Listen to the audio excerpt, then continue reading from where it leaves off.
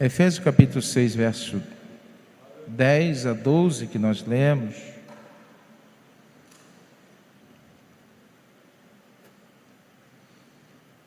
é um dos diversos textos sagrados que nos recomenda, que nos alerta, que nos instrui, que nos ensina que existe uma batalha pela nossa alma.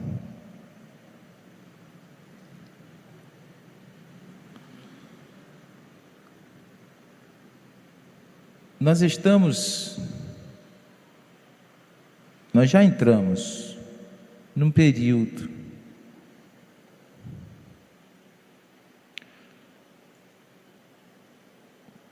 Paulo, quando diz que nos últimos dias sobreviriam tempos difíceis, tempos trabalhosos, Paulo estava falando desta época que nós estamos vivendo. Pecado sempre teve, sempre houve, os homens distantes de Deus sempre houveram, mas quanto mais se aproxima da volta de Jesus, mais as coisas vão se intensificando a tal ponto que se torna insuportável. Por isso que Jesus, em certo momento, vai arrebatar sua igreja.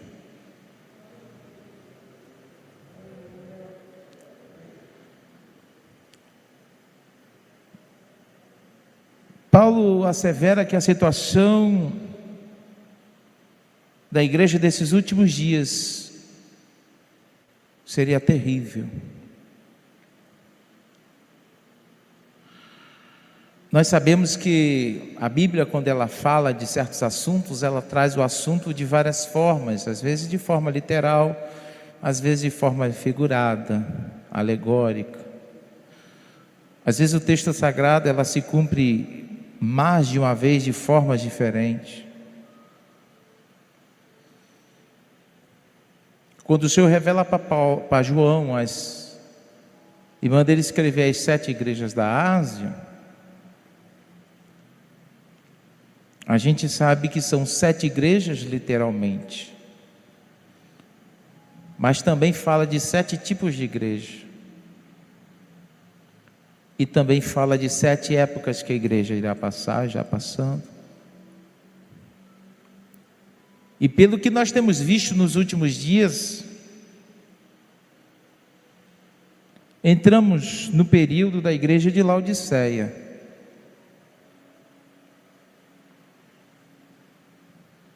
Duas igrejas, só elogios. 4 igrejas, teve elogios, mas também teve correções. Mas a igreja de Laodiceia foi a única que tirou a nota 0. Era uma igreja que se achava bem, somente financeiramente falando.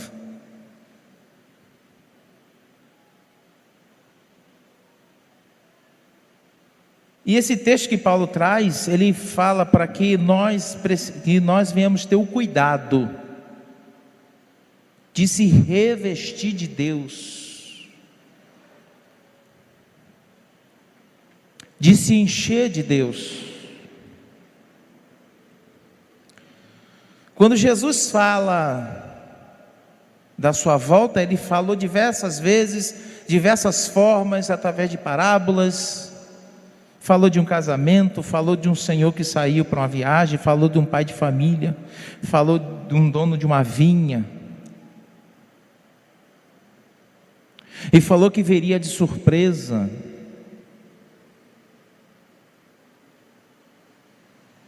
Nós precisamos entender que a situação que nós estamos passando hoje é cumprimento da palavra de Deus.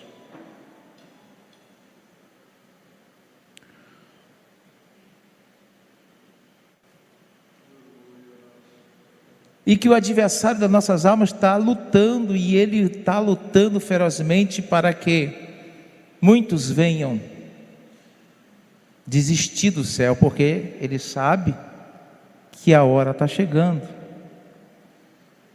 Ele conhece a Bíblia melhor do que eu e que você junto.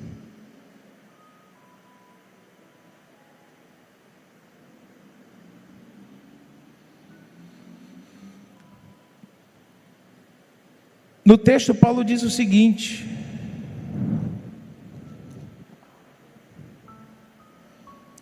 fortalecei-vos no Senhor e na força do seu poder, revestido de toda a armadura de Deus, para que poderdes ficar firmes contra as astutas ciladas do diabo.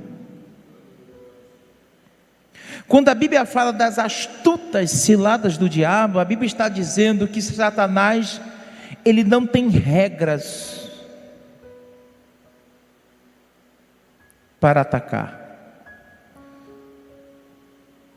Todas as ferramentas que ele tiver na mão para te tirar do céu, ele vai fazer.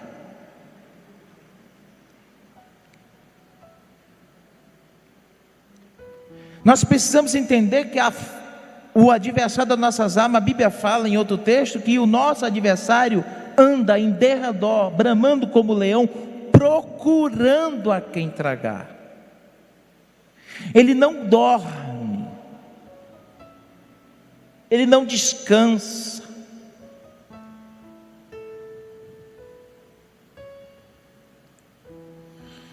E ele vai tentando de várias formas tirar o foco das coisas de Deus.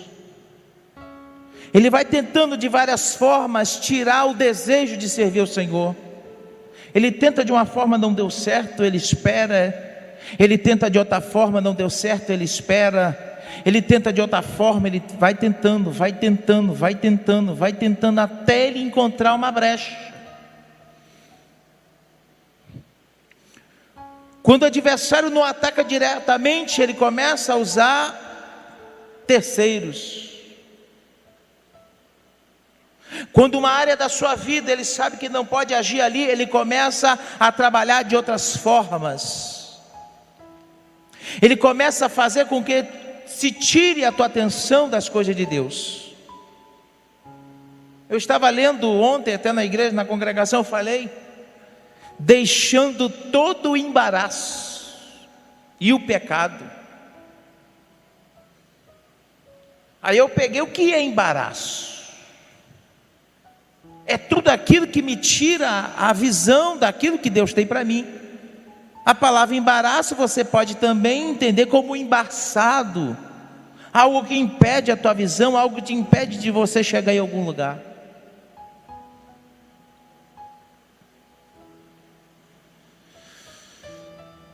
Paulo diz que nós devemos revestir do Senhor e da força do seu poder.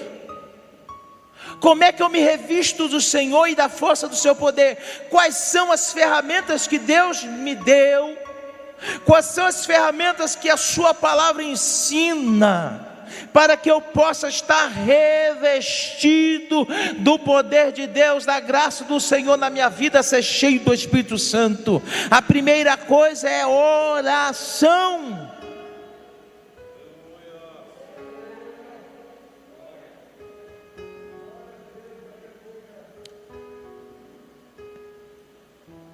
O adversário não tem medo de igreja bonita, de igreja grande, de igreja rica. Ele tem medo de crente que ora, de crente que está na brecha, crente que vigia. Jesus manda vigiar e orar, para que não entreis em... A tentação aqui, a gente só pensa em um tipo de tentação, só aquele tipo de tentação da carne, somente desejos. Não, tentação é de tudo.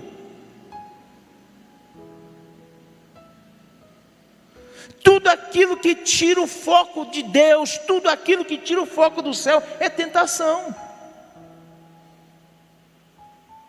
No outro texto diz assim: deixando todo embaraço e o pecado, prossigamos, corramos a carreira que nos está proposta, olhando para Jesus.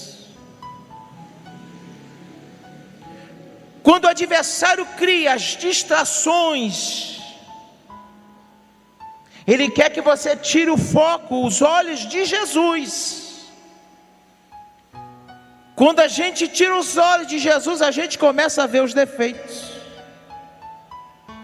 a gente começa a ver as dificuldades, a gente começa a ver as angústias, a gente começa a ver aquilo que a gente abriu mão, a gente começa a questionar as coisas de Deus, a gente começa a não compreender muito bem, porque a gente tirou os olhos de Jesus.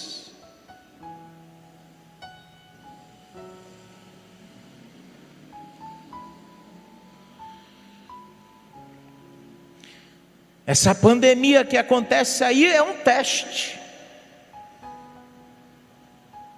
para a humanidade, teste para saber quem realmente é crente de verdade.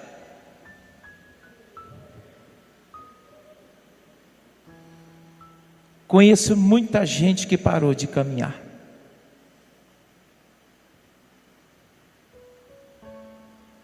O adversário disse: eu não consigo tirar ele da igreja, mas vou colocar o medo.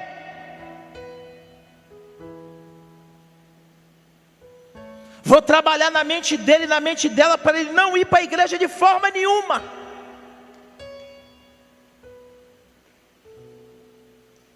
Porque ele não se alimentando, ele enfraquece.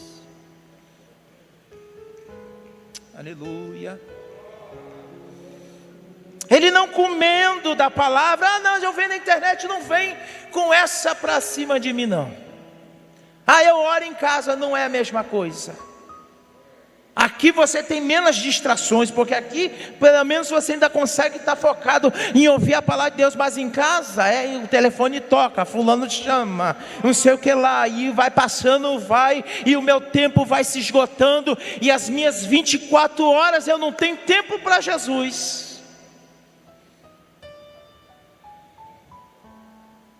Vou tirar a força, não vai se alimentar, vai começar a ficar fraco. Quando vai começando a ficar fraco, vai bater no desânimo. Vai bater no desânimo, vai bater na fraqueza. As coisas de Deus já começam a não ser tão interessantes. Os afazeres que eu aprendi a fazer no lockdown, aprendi a pintar, aprendi a fazer isso, aprendi a fazer aquilo outro, aprendi a fazer crochê, agora eu faço isso, eu malho em casa, eu faço exercício, faço tanta coisa, menos adorar o Senhor, menos buscar a sua presença, menos se encher de Deus, para que eu possa resistir às astutas ciladas do diabo. Eu posso fazer tudo,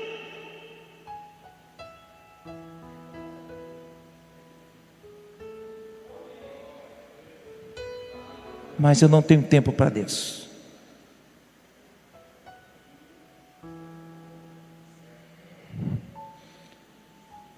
Nesses meses que foi passando, muitos foram caindo. A figueira só balançou um pouquinho. Mas graças a Deus por aqueles que ainda estão de pé. E não bata no peito achando que você é muito crente, não, porque a misericórdia de Deus na nossa vida, que não nos deixa cair.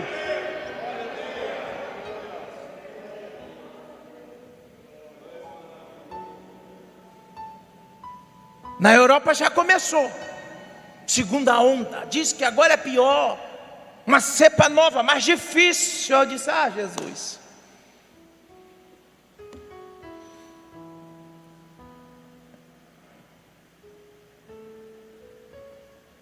Uma vacina que ainda estava em processo de teste, não podia, estão colocando de qualquer jeito, até as empresas lá não se responsabilizam pelos efeitos colaterais que podem surgir. Aí tem pessoas que dizem, eu não posso tomar, mas se tu não tomar, tu não viaja, tu não coloca teu filho, estão querendo botar, não coloca filho na escola, não faz nada disso, vai travar tudo para tu não ter direito a nada. Eu fico imaginando, se impuseram isso, imagine lá na frente, quando a marca vier. Essa semana eu vi um afastado e disse, meu filho, Jesus está voltando. Eu sei. E quando o anticristo estiver por aí, como é que eu vou fazer? Eu vou pegar o meu terreno lá e vou plantar para comer. Eu disse, tu vai plantar teu milho hoje, só daqui a 6 meses que vai nascer, tu vai ficar 6 meses passando fome? Esperando brotar o...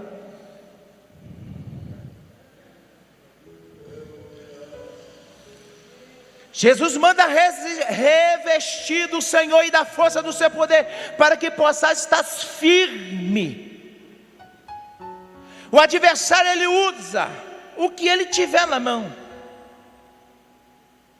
Se ele tem um país na mão, ele usa as leis contra a igreja. Se ele tiver governantes que não têm nem um pouco de temor de Deus, usa os governantes para atacar a igreja. Basta ver os países ditatoriais comunistas.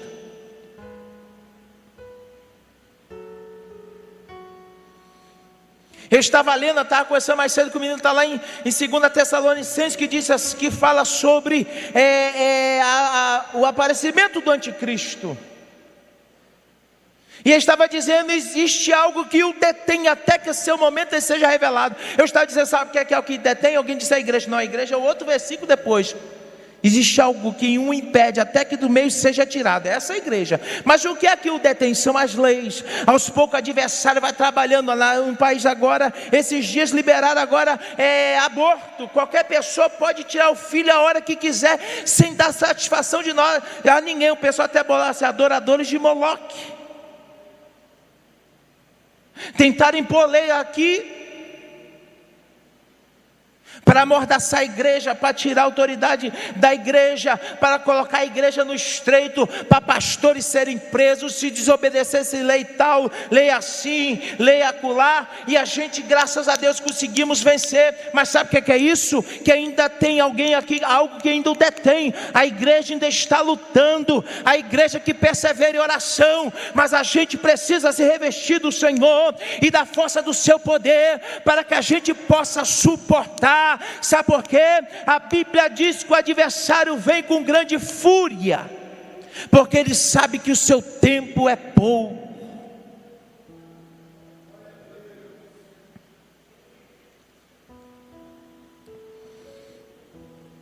Revestivos de toda a armadura de Deus, para que podeis estar firme contra as ciladas do diabo, porque nossa luta não é contra a carne e sangue, mas é contra as potestades. Satanás tem trabalhado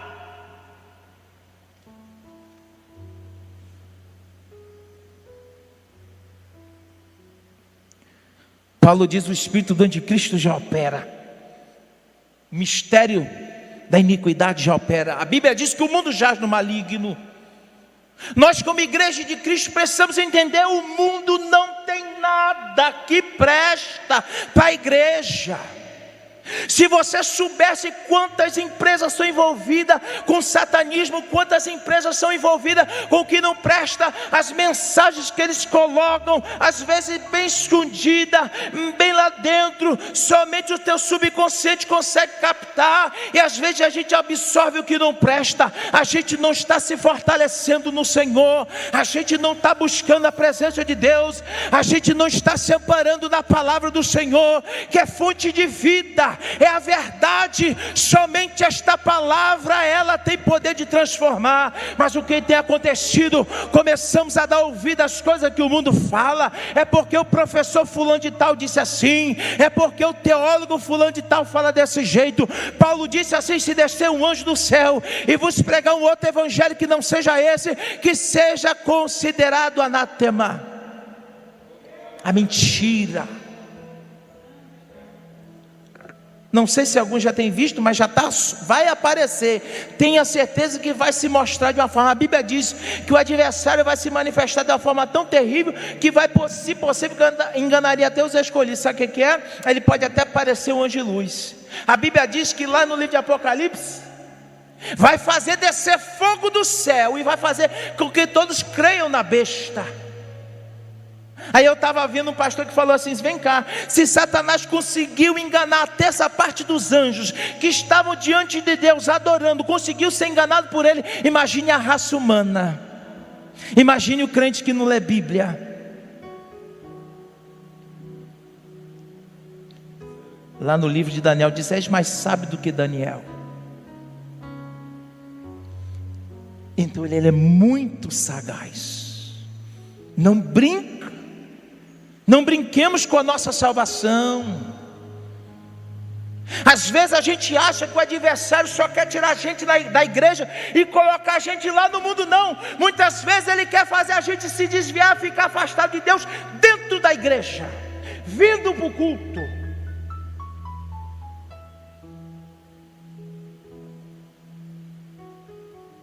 Não precisa sair da igreja e virar um pervertido, uma pervertida. Sair da igreja e entrar no mundo aí da bebida, das festas. Não. O adversário só quer que teu nome seja arriscado do livro da vida, nada mais. Se nós analisarmos o texto, quando Jesus fala das 10 virgens, eu sempre bato nessa tecla. 10 virgens esperando Jesus. 10 virgens com lamparina na mão. Todas as 10 virgens tinham uma lamparina na mão. Que é a lamparina lá? A palavra de Deus. Todas elas tinham acesso à palavra. Lâmpada para os meus pés é a tua palavra e luz para o meu caminho. Só que só 5 tinham o cuidado de reabastecer.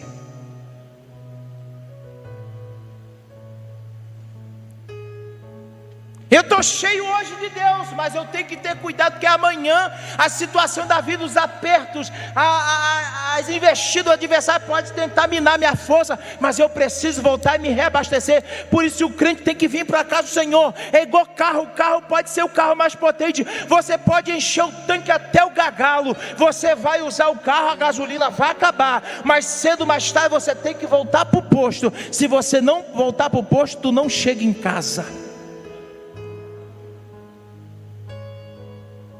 5 tinha reserva. Quando via que a lamparina estava baixando, ela tinha o cuidado, ela disse: eu vou lá onde tem azeite, eu vou encher de novo, porque eu não quero que a minha lamparina se apague. Se você for ler as 5 loucas, disse: dá-me um pouquinho, porque a nossa acabou. Vá na cidade, corre lá, talvez encontre alguma coisa aberta. Sabe o que isso quer dizer? Tinha oportunidade. Quando tinha oportunidade de se encher de Deus, quando tinha oportunidade de buscar, quando tinha oportunidade de vir à casa do Senhor, quando tinha oportunidade de ouvir a voz de Deus, simplesmente negligenciaram.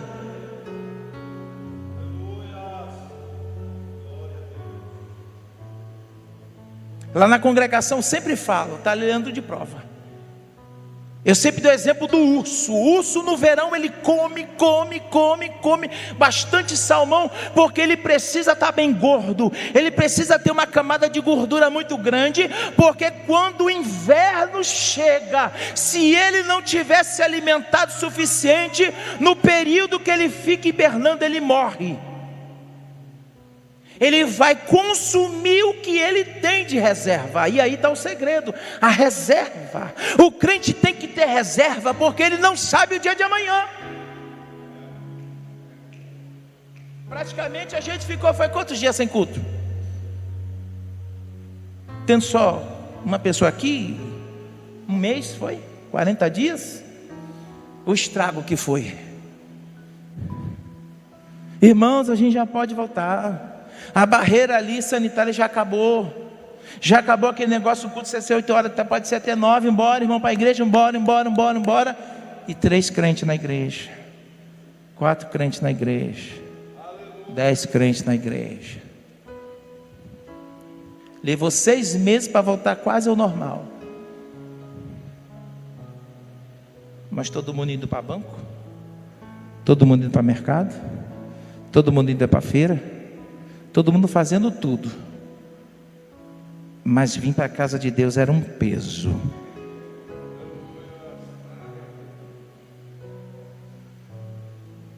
Se eu não coloco no meu coração, eu quero, eu preciso de Deus. Se eu não colocar no meu coração, quem tem que correr atrás sou eu, porque sou eu que sou necessitado. Eu fico pelo caminho também. Não está vindo aqui quem é forte, não.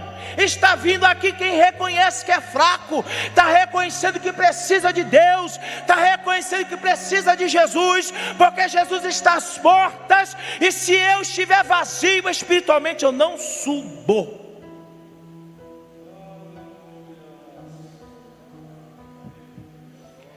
Não é quem frequenta culto que sobe, não é quem é cheio.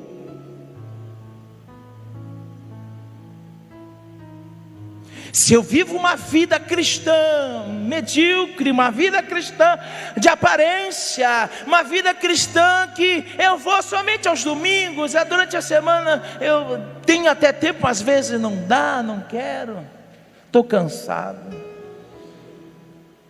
Quem aqui trabalhou hoje em empresa? Quem trabalhou?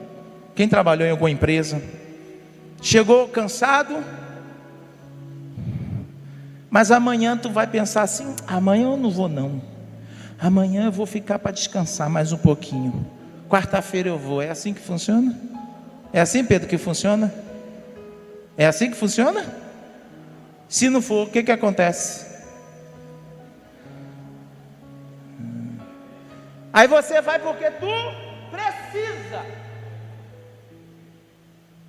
Tu vai porque tu precisa. Tu precisa pagar tuas contas, tu precisa fazer compra no fim do mês, tu precisa pagar tua energia, tu faz, mesmo com dificuldade, você vai porque você precisa. A gente tem que ter o mesmo pensamento em relação às coisas de Deus. Eu preciso orar porque eu necessito, eu preciso ler a Bíblia porque eu preciso me alimentar, porque minha alma precisa. Senão eu morro. O que Jesus disse? Vigiai e orai. Por quê? Para que não entreis em tentação. Porque o espírito está pronto, mas a carne ela é fraca. Aleluia. Em Apocalipse 12 diz assim: portanto, celebra os céus e os que nele habitam, mas ai da terra. O ai de Deus é terrível, pois o diabo desceu até vocês, e ele está cheio de fúria, pois sabe que lhe resta pouco tempo. Apocalipse.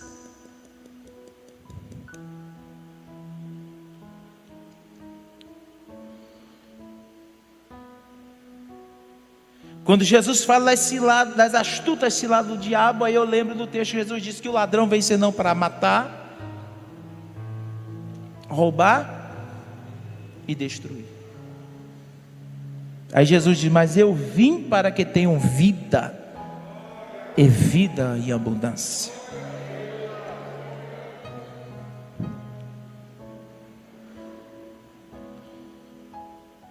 Enfrentamos batalhas espirituais durante a nossa vida, principalmente depois que a gente aceita Jesus. O negócio se intensifica, porque agora nós estamos do outro lado, nos tornamos inimigo do mundo.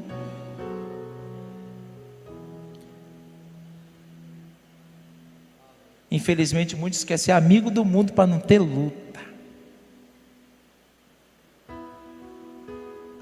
Jesus diz: quem quer vir após mim, negue-se a si mesmo.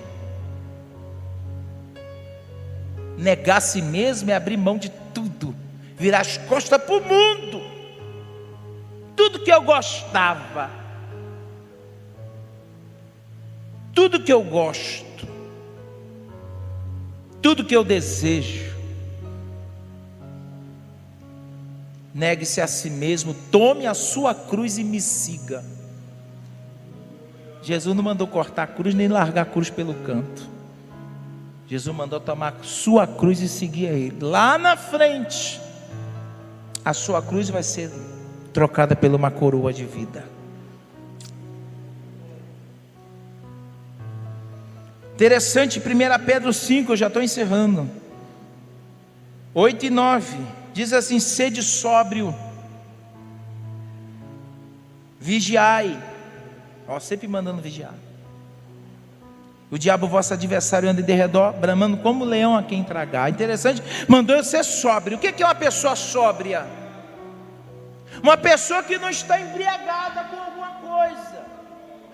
Uma pessoa sóbria é uma pessoa que leva as coisas com seriedade.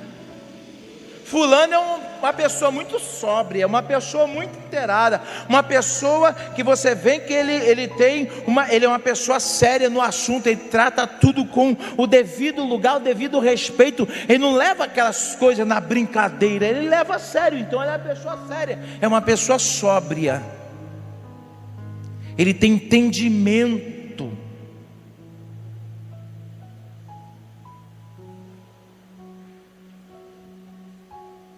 Interessante que eu lembro de um texto que diz assim: apresentai os vossos corpos, o vosso corpo, em sacrifício vivo, santo e agradável a Deus, que é o vosso culto com entendimento. Então eu preciso entender que para Deus eu tenho que levar as coisas de Deus a sério. Eu não posso colocar as coisas de Deus para segundo plano, para terceiro plano, para quando sobrar tempo, para quando der, se talvez aconteça, se tiver tudo muito bem. Não é possível. Eu tenho que me esforçar.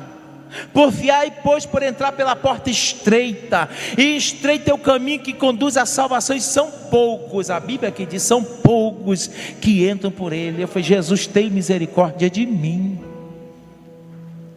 Se a Bíblia diz que é pouco mesmo. Então é um esforço. Sede sóbrio. Ah, mas é tanta luta que eu passo, é tanta dificuldade. Aí Pedro continua: ao qual resistir na fé. Você só consegue vencer, você só consegue vir à casa do Senhor, você só consegue estar na presença porque você tem fé, é porque você crê. A Bíblia diz que é impossível agradar a Deus sem ter fé. Você está aqui porque você crê que existe céu, você está aqui porque você crê que Jesus morreu na cruz do Calvário para te salvar, você crê que teu nome está escrito no livro da vida, você crê que um dia você será arrebatado. Mas eu preciso entender que da mesma forma que eu creio que Jesus vai voltar, eu preciso estar pronto para poder subir com Ele. Eu tenho que crer que eu posso ficar para trás também.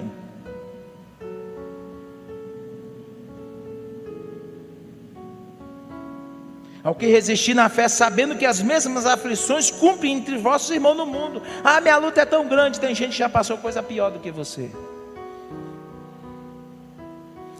Eu tinha até um vídeo que o irmão me deu, depois eu achei o vídeo completo, de um pastor lá na Europa, que é uma família de um país muçulmano, foi pedir oração pelo filho. Pastor, olha para o meu filho, de aflição.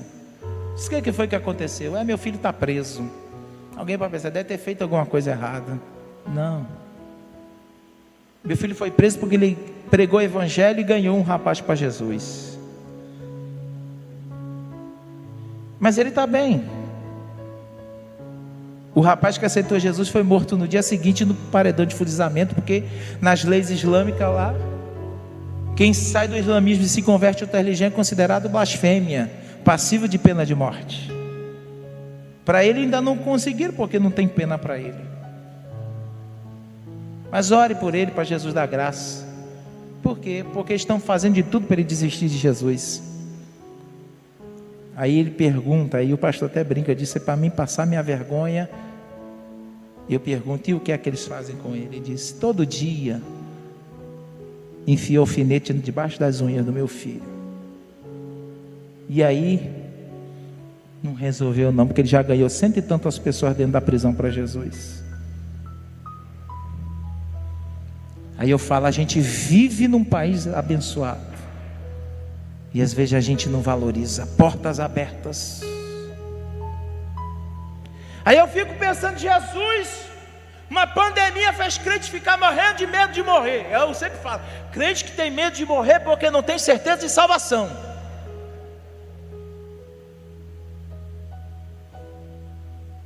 E é uma realidade. Todo mundo quer ver Jesus. Você quer morrer hoje? Olha o dedo. Você não quer ir para o céu? Não quero, mas quer morrer? Duas formas, ou Jesus vem ou tu morre. Qual que tu... Não, espero Jesus. Mas morrer não quero não.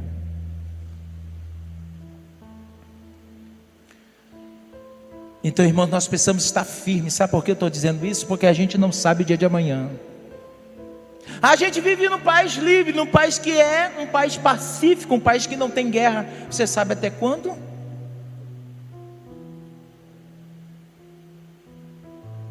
Já tem uns burbúrios por aí, eu não vou entrar em detalhe aqui, que é muita coisa.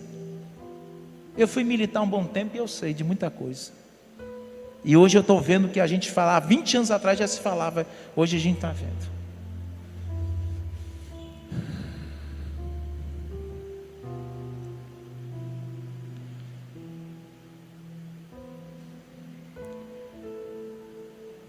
E eu encerro falando para vocês algo importante. Qual é o desejo do diabo? Qual é o desejo dele?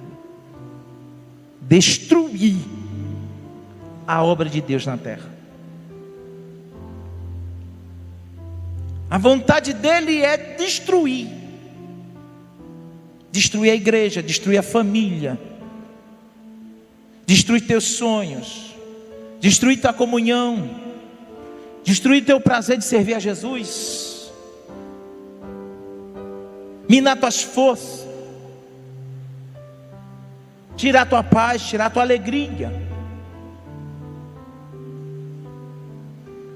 Mas tem um texto maravilhoso que diz, mas para isso se manifestou Jesus, para desfazer todas as obras do diabo. Você só vai vencer se estiver unido com Cristo. O segredo é isso aqui. Jesus disse, tem de bom ânimo, eu venci o mundo. Então eu vou ficar ao lado de quem? Do lado de Jesus. Eu fiz até uma alegoria. O adversário é como se fosse aqueles meninos que aprontam na escola e de repente eles gostam de querer bater em você. Você é o saco de pancada. Porque você é fraco, você é franzino, você é magrinho, você é pequenininho, você não tem muita força. De repente eles tentaram lhe bater, lhe machucaram, e você fala assim, calma aí. Eu vou em casa que eu tenho um irmão mais velho e vai vir resolver esse negócio para vocês. Aí vai em casa buscar o irmão mais velho. Aí o irmão mais velho, bem grande, bem forte, vem. Qual é o problema aqui? O adversário tem que bater em retirada. Porque maior que está conosco do que o que está no mundo. Jesus é o nosso irmão mais velho. Ah, mas eu não tenho força. Se una com Jesus, que Ele te dá graça. Se una com Ele, que Ele vence por você. Tem luta que você talvez não consiga, você não tem força, mas Jesus está do teu lado. Então se encha de Deus. Se prepare para se encontrar com o Senhor. Deus já tem falado. Aí minha esposa disse, quando tu falar isso, tem crente que fica com medo. Ô irmão, o seu esposo não falar essas coisas não, que dá medo. Eu entrei num chat de um canal, conversando lá com as pessoas, um bocado de pessoas se manifestou, pastor, Meu pastor não fala disso, diz que isso traz turbação. Não fala da volta de Jesus, não fala de Apocalipse, não fala de nada disso, porque pode trazer a medo. Eu falei, vem cá, que evangelho é esse? Vai ficar contando história para criança? Vai ficar contando uma fantasia? Eu tenho que falar da palavra de Deus, eu tenho que falar que Jesus está voltando, eu tenho que falar que a gente tem que se preparar, eu tenho que falar que a gente tem que estar com Cristo, porque Jesus vai voltar e a gente precisa estar pronto para ir embora. Ou você quer que eu pregue para você que você vai ficar rico, que você pode chegar a 100 anos de idade, que você vai ter isso, aquilo, outro, e você dá muito glória a Jesus? De que adianta eu ganhar o mundo todo e perder minha alma? Então esteja com Jesus, se revista de Jesus, vista as armaduras de Deus, ore. Eu não sei orar, pastor, mas o Espírito Santo te ajuda. Você não sabe orar, mas sabe chorar? Às vezes você só chora e o Espírito Santo transforma esse chorinho em uma oração tão linda e chega no trono da graça. Aleluia. Uma das igrejas que o Senhor fala disse: ó, fosse fraco, não tivesse força, mas guardaste o meu nome, eu hei de te guardar. Olha o segredo. No dia da tentação, da tribulação que há de vir sobre o mundo. Jesus mais uma vez fala do que está para vir aí, está perto.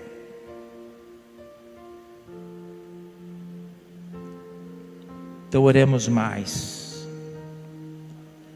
O pastor disse um dia aqui, eu guardei, disse: no tempo que a igreja chorava, Deus operava. Eu lembro que todo mundo andava com lencinho dentro da Bíblia. Tem crente que até hoje ainda anda. Uma toalhinha. Era um lenço. Uma vez eu ganhei um lenço, tem um lenço guardado até hoje. Uma toalhinha. Porque ia para a igreja, pastor, pode ver, no dia que você chora nos pés de Jesus, você sente a presença de Deus.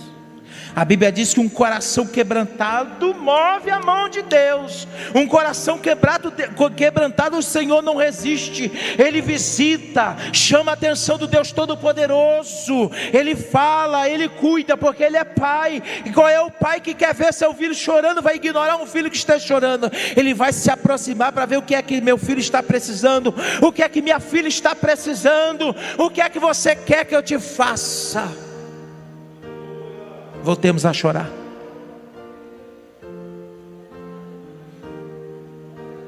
Voltemos a nos arrepender.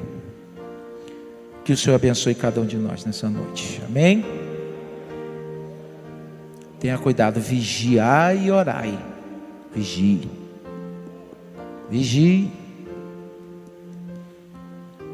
Aqui dentro é fácil, sempre falo que dentro é fácil ser crente. O perigo é lá fora. Lá fora que o leão está bramando, procurando uma brecha para tragar. Vamos ficar de pé, vamos.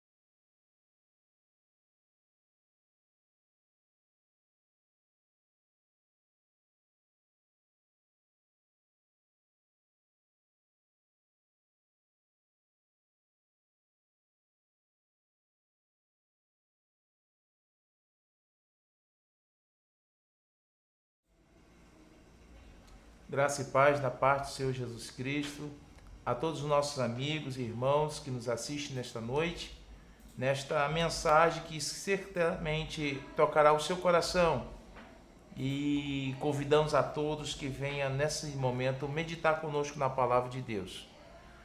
Quero trazer para todos em Isaías capítulo 41, um texto muito conhecido,